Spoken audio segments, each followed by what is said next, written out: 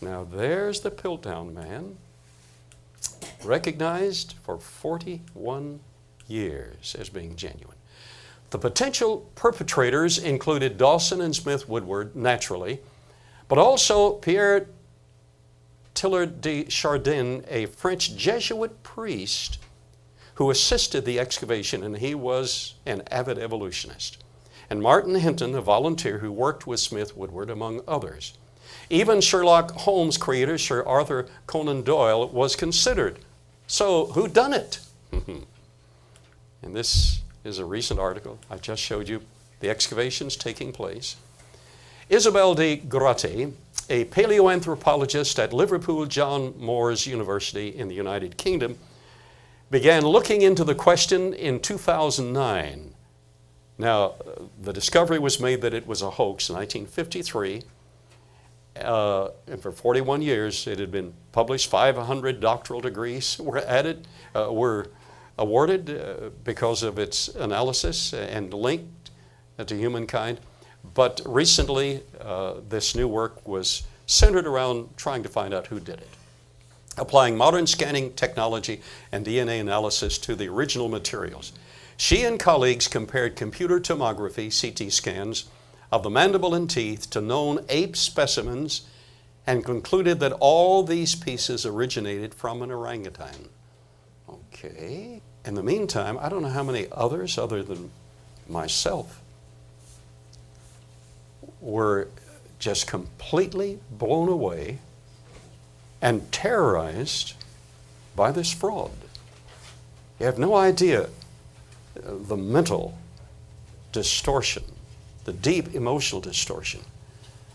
My preacher and Sunday school teacher said the Bible was the Word of God, and I had believed the Bible to be the Word of God.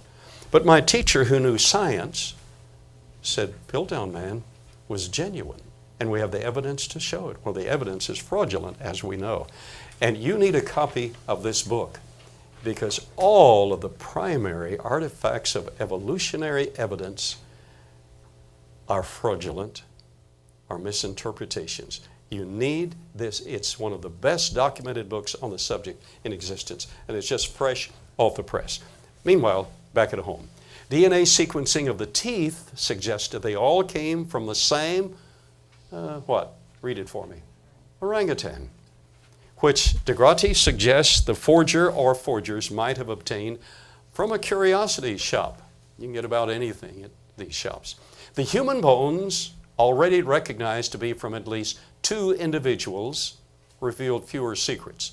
Although these bones were unusually thick, a fact initially used to argue for their prehistoric origin, de Grati says they aren't outside the range of normal human variation. For instance, we have a footprint in stone, in rock over there, from the Looters Formation in West Texas. We have professional geologist Billy Caldwell here, who along with others has identified all of that as Permian. And Permian is assigned 226 to 256 million years, right, Billy? Assigned, just assigned, as if it were true. But we have a human footprint in it. But it's 17 inches long. So that's too big to be human. Not really. On the side over there are the actual tracings of the 2 feet of a young man in Los Angeles. Weird things happen in LA. In Los Angeles, who went to get his tennis shoes made, and his feet are 17 inches long. So it's within the range. It's unusual, but within the range. So some people have thicker skulls than others. Texans have very thick skulls. Okay. Not much response from that. De Grati says they aren't outside the range of normal human variation. Unfortunately, the researchers were unable to extract DNA from the bones, and radiocarbon dating failed. But they were totally human. So we have a forgery. But that's not all. I mean, this was a very sophisticated fraudulent act. Examining the CT scans, de Grati also noticed a strange off-white putty on the surface of virtually every bone. Now, it seems like these major scientists could have seen that to begin with. There was a young fellow from Glen Rose who noticed that. What was his name? George Talbot Adams, Bull Adams. He noticed and wrote home. And he was a major scholar, so he was privileged to see the originals. This putty had been painted over and stained, and in some cases was used to fill in cracks and gaps that the forger accidentally created. Inside the crania and teeth, she found tiny pebbles stuffed inside hollow chambers, sealed over with the same putty. I mean, this was a master craftsmanship fraud. DeGrotty thinks the hoaxer used these pebbles to weigh down the bones, as fossilized bones are noticeably heavier than recent bones. Very interesting.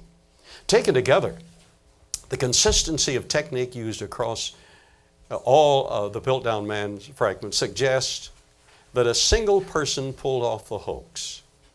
The team reports today in Royal Society Open Science. Throughout the whole assemblage, there's evidence of one hand, one maker, one signature, DeGrotty says. Okay, and she's probably right, but either way, the likeliest hand belonged to Charles Dawson, who died almost exactly 100 years ago, DeGrotty says. An amateur geologist, archaeologist, and historian, plus being an attorney, he regularly attended meetings of geologists and anthropologists, she notes.